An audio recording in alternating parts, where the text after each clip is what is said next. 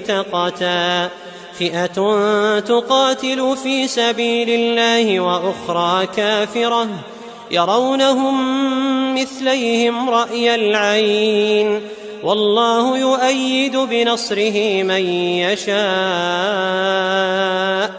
إن في ذلك لعبرة لأولي الأبصار. زين للناس حب الشهوات من النساء والبنين والقناطير المقنطرة من الذهب والفضة